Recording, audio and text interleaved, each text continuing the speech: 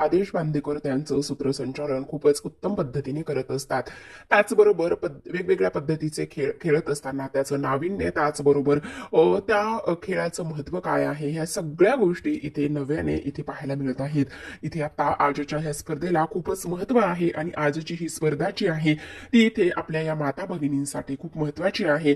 आज घरामधील सगळे ताण तणाव हे सगळं विसरून तुम्ही आज या स्पर्धेमध्ये भाग घेणार आहात आणि त्याहूनही सगळ्यात महत्त्वाची गोष्ट म्हणजे तुम्हाला आज अजिबातच तांदूळ संपलेत, पीठ संपले ह्या गोष्टींचा विचार करायची गरज नाही. कारण हा जो खेळ आहे किंवा आज ज्या होणाऱ्या स्पर्धांचे राऊंड आहेत ते मात्र तुम्ही खूपच आनंदाने इथे खेळाल अशी आशा आहे, असं बांदेकर इथे म्हणत असतात. त्याचबरोबर आज इकडे मात्र जी आपली नैना आहे, नैनाच्या डोक्यामध्ये मात्र खूपच वेगवेगळे विचार इथे सुरू असतात. काही जरी झालं तरी सुद्धा आज हे जे काही होणार आहे त्या सगळ्या गोष्टी इथे मी होऊ देणार नाही आणि त्याचबरोबर ह्या खेळाची मी एवढे दिवस झालं वाट पाहत होते असा इथे ती विचार करत असते. या सगळ्या गोष्टींचा आता इथे तिने विचार केल्यानंतर लगेचच आज जो सुपामध्ये तांदूळ घेऊन जो खेळ असतो खेळण्याचा तो त्याचा राऊंड असतो. लगेचच नैना इथे बाजूच्या ते टेबलांकडे जाते आणि तिच्या पर्समधून ग्लू बाहेर काढत असते आणि ग्लू बाहेर काढल्यानंतर तिथे असलेल्या सुपांना ती ते ग्लू लावत असते. आता तिथे असलेल्या सुपांना तिने तो ग्लू लावल्यानंतर लगेचच आता इकडे एक महत्वाची गोष्ट इथे होत असते आणि ती महत्वाची गोष्ट म्हणजेच की त्यावरती ती तांदूळ टाकते.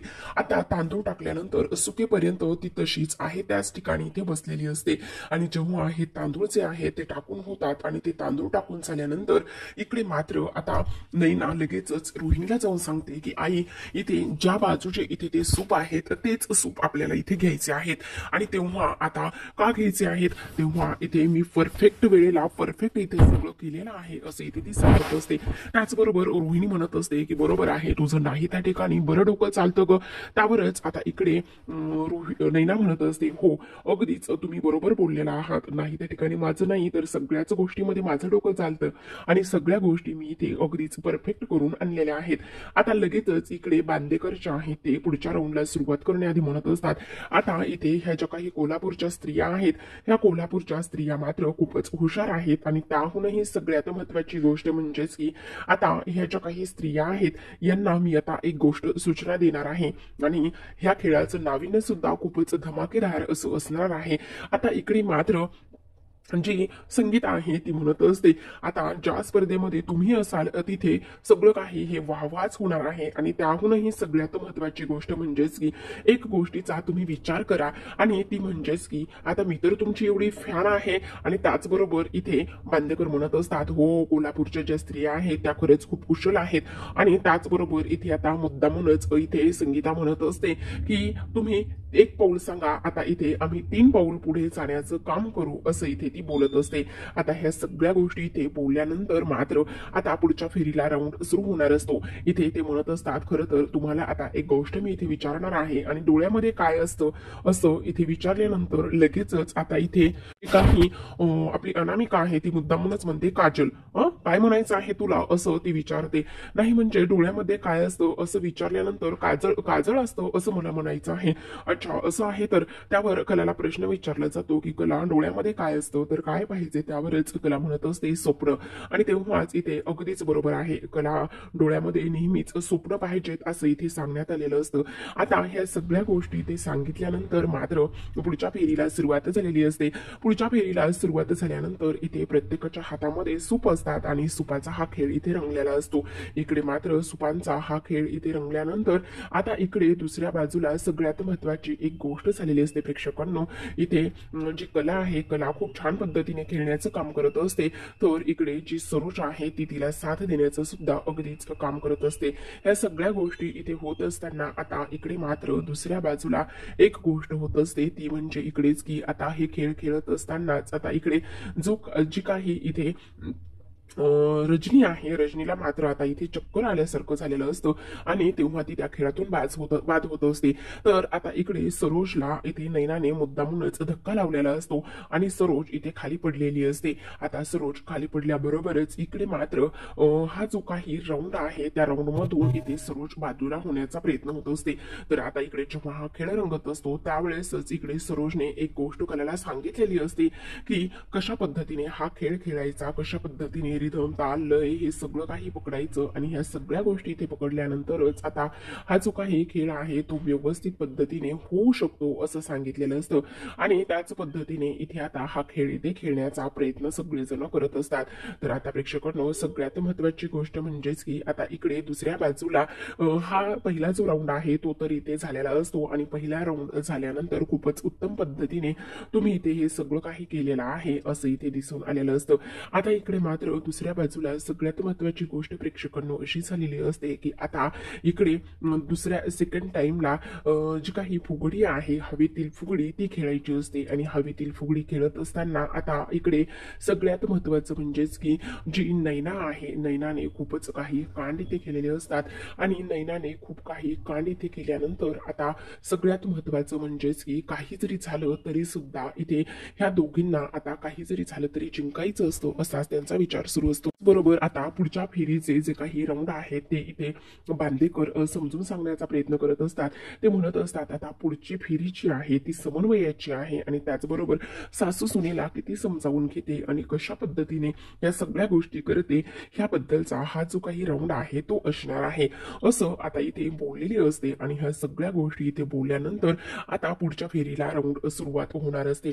खरं तर हा पुढचा फेरीचा राऊंड इथे नैनाने खूपच धमाकेदार केलेला असतो कारण तिने सरोजच्या बाबतीत खूप कुरकुडे केलेले असतात आणि सरोजला धक्का देऊन पाडण्याचं काम इथे केलेलं असतं।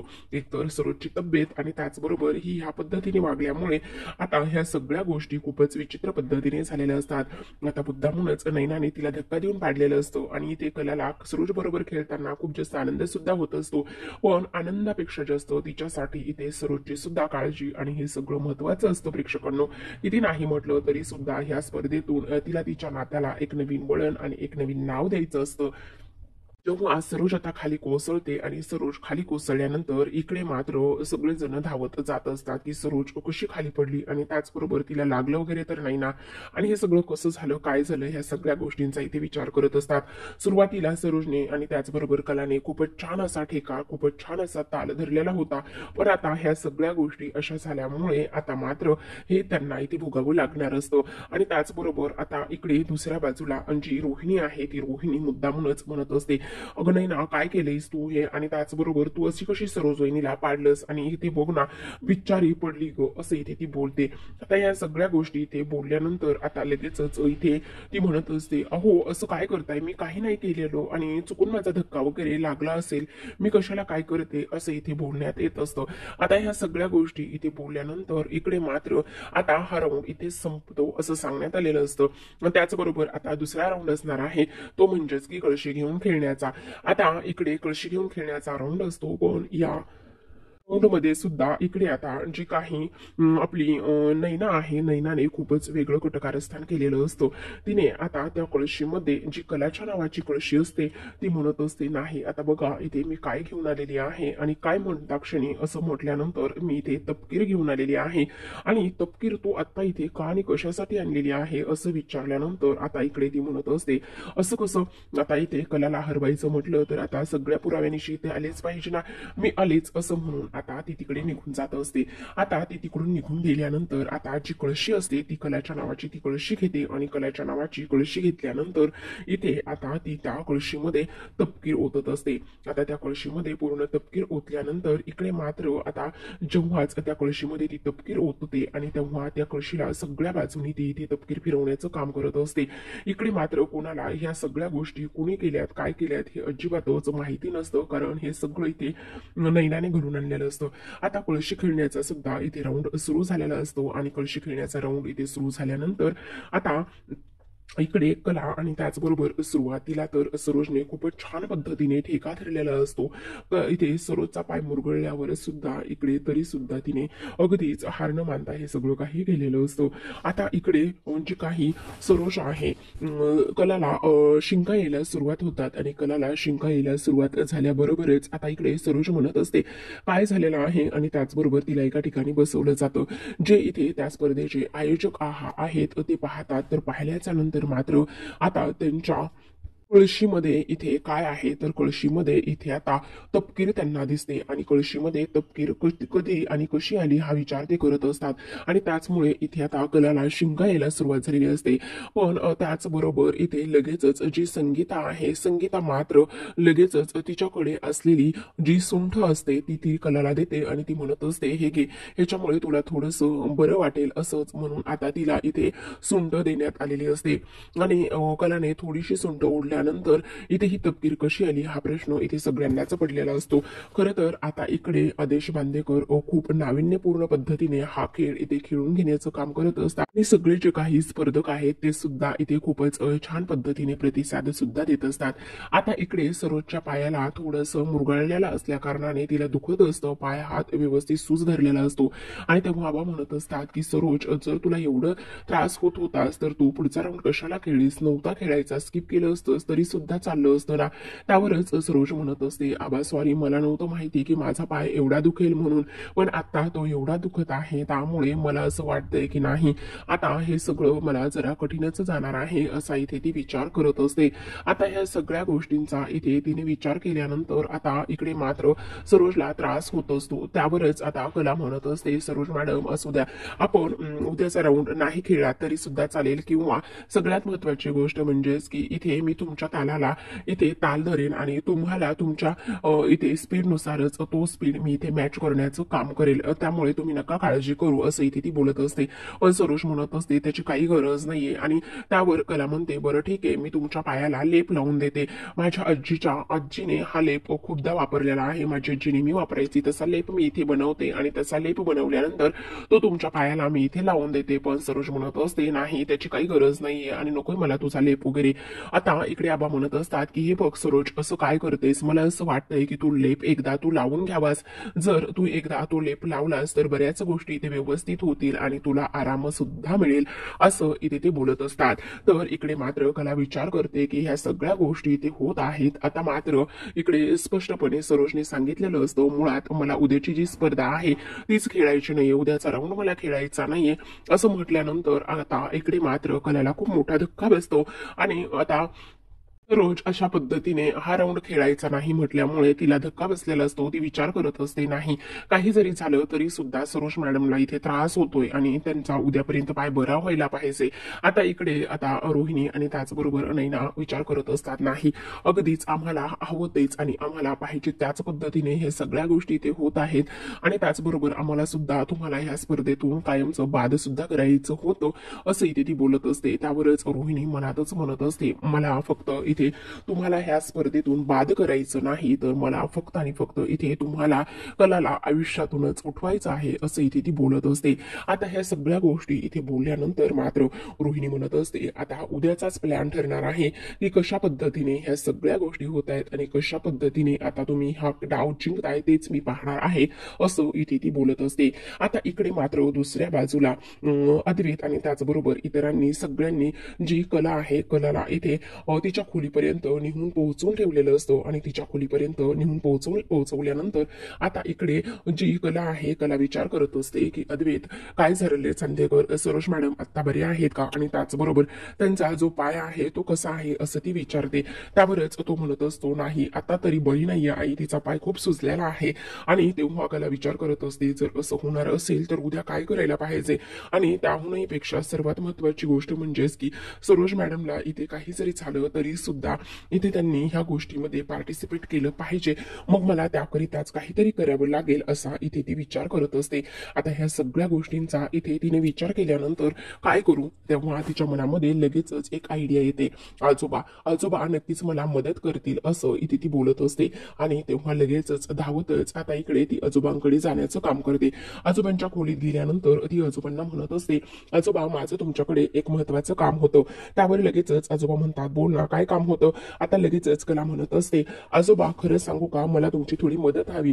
अच्छा, काय मदत हवी ते सांग बरं मला तू. आजोबा मला एक गोष्ट सांगा ना, जेव्हा सरोज मॅडम आणि त्याचबरोबर आजी म्हणजे शारदा आजी इथे मंगळागौर खेळायच्या तेव्हाचा एखादा व्हिडिओ किंवा एखादा फोटो वगैरे काही आहे का? मला तो हवा होता. त्यावर लगेचच आबा म्हणत असतात, अगं माझ्याकडे तर तसं काही नाहीये, पण कशासाठी हवाय? नाही आबा हवाय, प्लीज सांगा ना, मला पाहिजे फोटो. अच्छा असं म्हणतेस, मग एक काम कर, हा जो फोटो आहे ना तो तुझ्या नवऱ्याकडेच असेल, जा जाऊन बघ, तो त्याच्या लॅपटॉपमध्ये बऱ्याचदा मी ठेवलेला आहे किंवा त्याच्याकडे पाहिलेला आहे. इकडे आता आबा म्हणत असतात, ही कला सुद्धा अगदी सर्वसारखी आहे, म्हणजे सासूवरच गेलेली आहे. कितीही नाही म्हटलं तरी सुद्धा एखादी गोष्ट मनावर घेतली तर ती लगेचच करते. आता अद्वैत त्याच्या खोलीमध्ये असतो आणि अद्वैत खोलीमध्ये असताना तो त्याचं काम करत असतो. त्याला धावतच त्याच्याकडे येते आणि म्हणत असते, चांदेकर मला ना तुझा हा लॅपटॉप पाहिजे आहे, तेव्हा मला खूप अर्जंटमध्ये मेल करायचा आहे असं ती बोलते.